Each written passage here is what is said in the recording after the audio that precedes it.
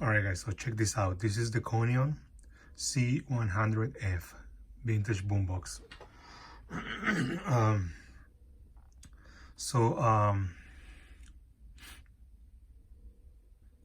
Like I said in other videos, I wasn't planning on fixing this boombox. It's just that I had a couple of days off and I was like, the boombox was just sitting there, and I was, you know what, I'm just gonna see what's wrong with that boombox. So it's been a long time. The last time I opened up this boombox was for like 3 or 4 years ago, and I was like, you know what, maybe I actually forgot what was wrong with this boombox. So it was obviously both cassette decks weren't working. The radio was working, it sounded amazing. It just needed a little bit of deoxit, a couple of pots here and there, nothing crazy, the normal. But the cassette deck, okay, so this one, I'm gonna tell you about this one first, all right? So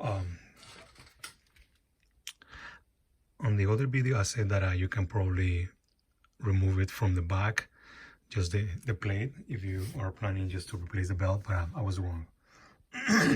Or not exactly wrong, but you can also remove it from the front, and that's better because if you want to do some maintenance to the deck, it's easier if you remove it from here. It's just 4 screws,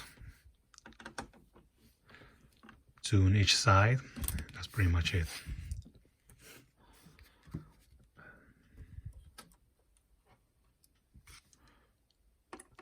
I did notice that on this boombox, when you're testing it, when you replace the belts and you're testing it, and you have it here, instead of the, you know, just instead of have it installed right here on the frame, it's got a lot of feedback. All right, so once you put it back in the frame, for some reason the feedback disappears. Okay, so let me tell you a little bit about this. Okay, so at some point I installed the right flat belt. This cassette deck only needs a square belt and a flat belt for the mechanism. For the for the counter is just a one square one. Okay, nothing crazy. So yeah, I just needed that. So right, so I got that, but once I removed this thing, I was like, oh, okay, I remember now what happened with this boombox. So the original motor, which is this one, I think. No, wait, it's not that one.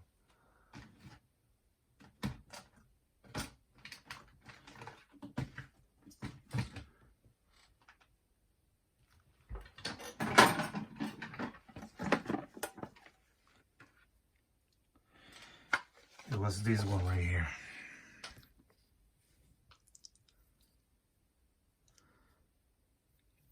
And I actually put put the info on the motor, back motor from a Conion C-100F. See, because I already removed it, and I got what I thought a new one, right? I think it was this one.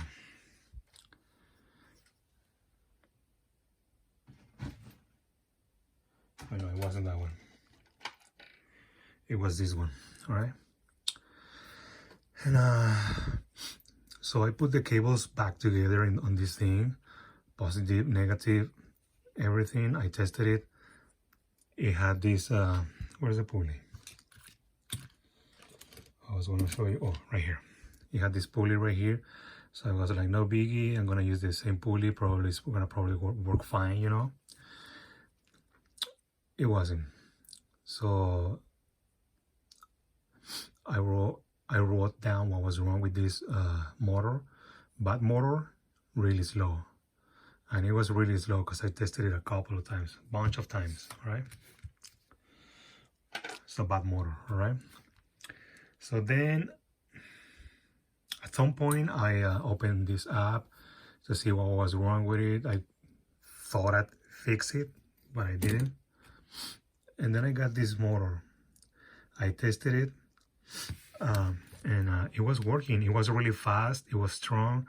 I seriously can't remember where this motor came from, to be honest. But then I hooked it up. I soldered the cables along with the thing. Turns out that if you had okay, so for this boombox, it's supposed to be counterclockwise motor, okay? But if you have a clockwise motor, you can install it and just reverse the cables, and it's gonna run the other way, all right? So it's no biggie on the motors, all right? The bad thing is that this one doesn't have a speed control. So I was like, oh. Hopefully, okay, so let me show you something else. I got, where is it? Sorry for the mess, guys, but I was doing a lot of things for a long time. All right, at some point, oh, right here, I tried this speed adjustment module. I suppose that you hook it up right here, and then, okay, so this is out, all right, out from here into the motor, and from the motor, wait, no, out's supposed to,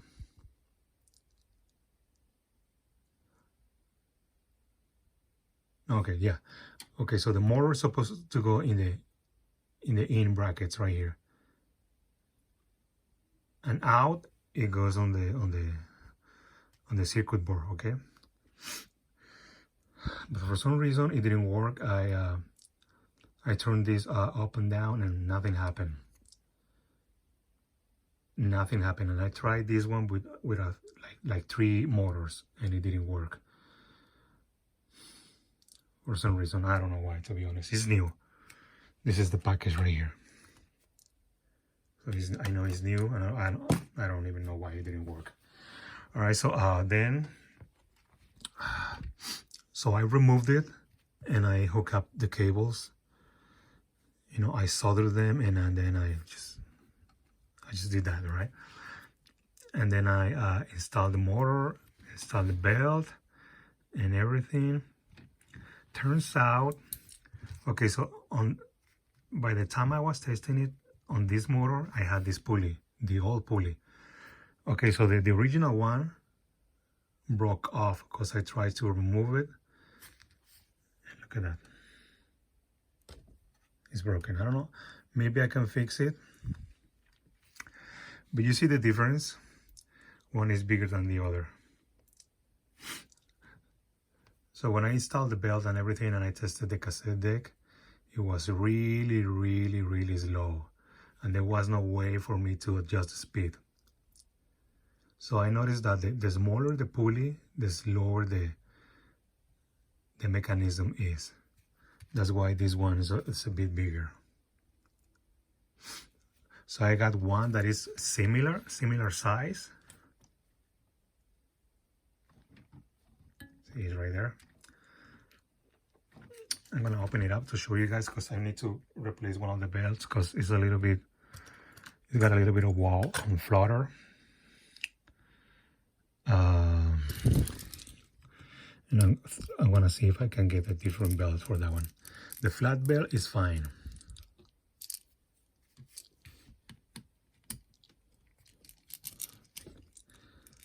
I seriously not gonna tell you guys how many times I open and close this mechanism.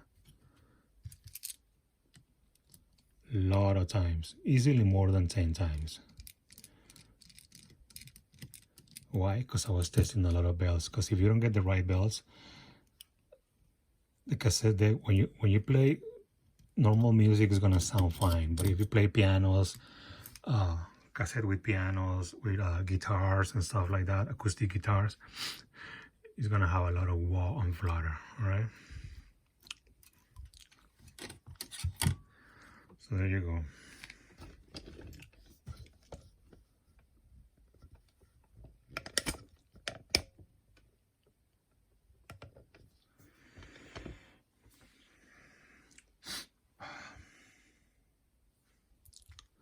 So yeah, this is the belt. And as you can see, it's an okay belt, you know. It's got good tension. I don't know. Okay, so it's got a little bit of wah and flutter. Not a lot, but I wish it sounded better. So I'm gonna see if I can get a thicker belt. Thicker belts tend to be more stiff, and then that helps a lot with wah and flutter. As long as you don't have a super thick belt that doesn't pop out of the pulley, you're good.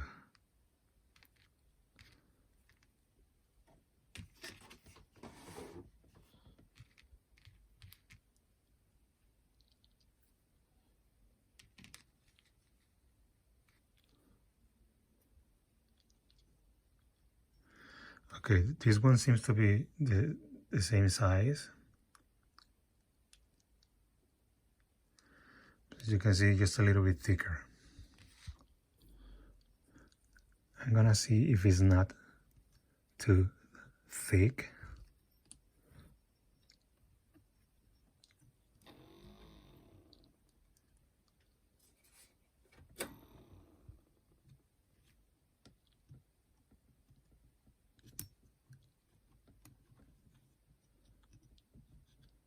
Yeah, it's way too tight.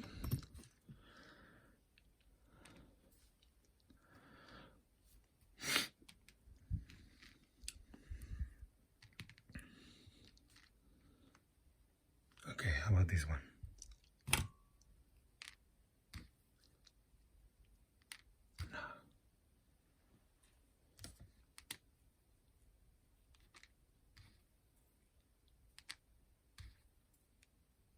As you can see, this one's old. Look at that.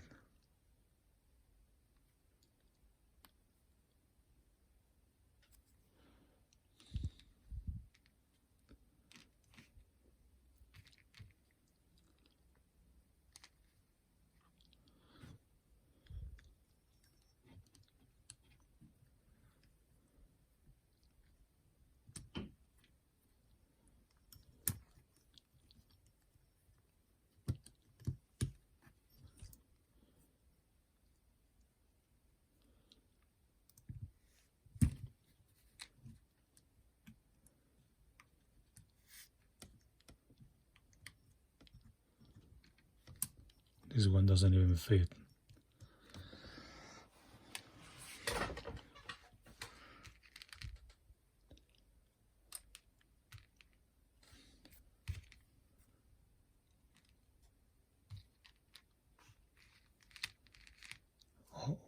All of the other ones are really big, so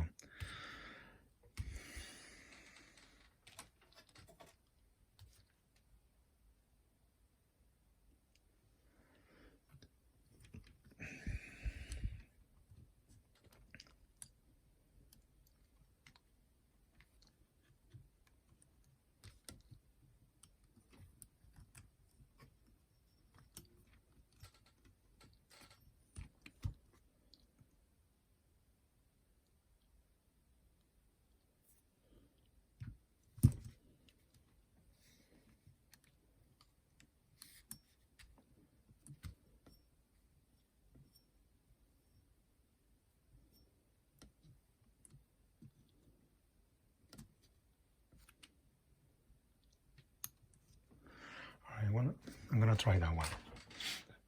Let's see what happens.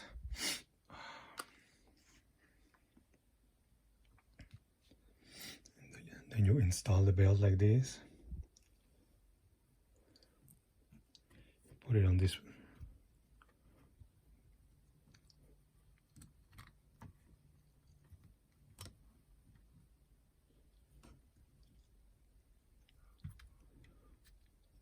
on this post right here. There you go, that's the pulley that I'm using right now. It's kind of like the same size as that one. And as you can see, I don't know if you can tell, but I use 2 pieces of thread to make it a little bit stronger and to actually make it spin along with the pin right there. Okay, I'm gonna put this back.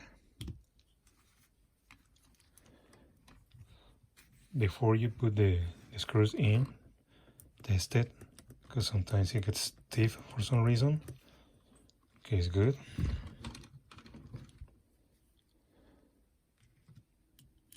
You get the screws back in place.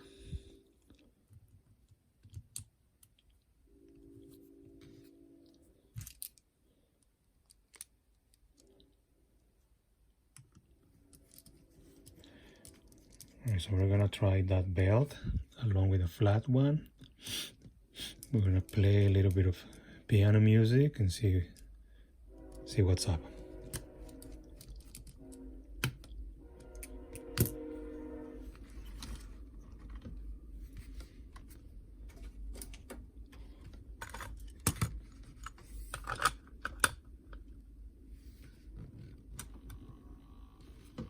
Oh, sorry. I need to install the belt first.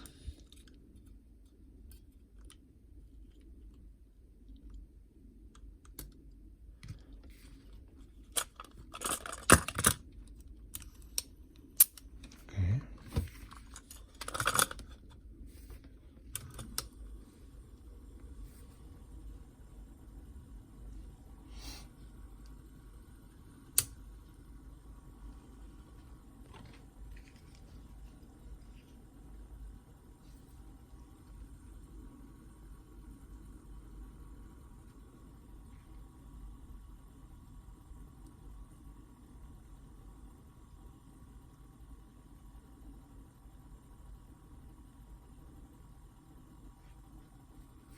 Oh, it's got a lot of wall on flutter, like a lot. I knew that was gonna happen because that belt was stretching a lot. All right, one more time. Let's try it with another belt. Let's see if I can find another belt.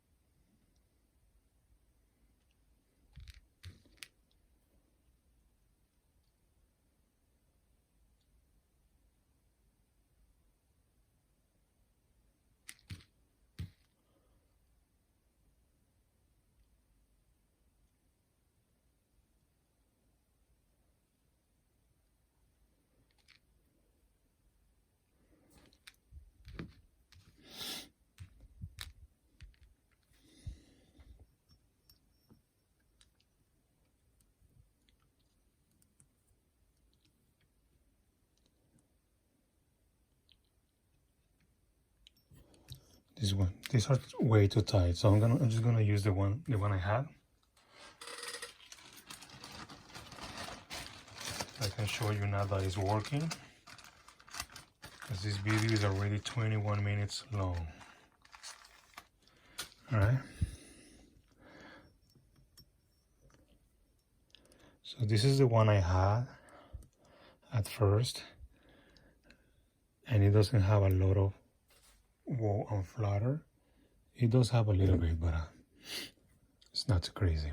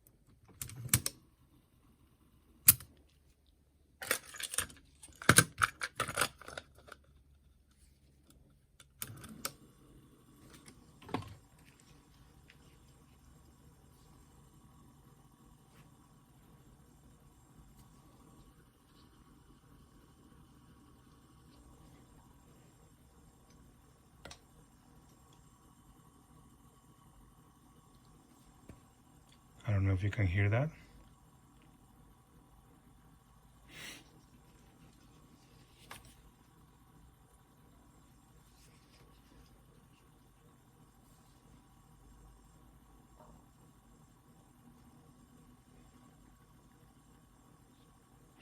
All right, so on the next video, I'm gonna show you how to remove this one, the one on the top, and how to replace the belt, all right?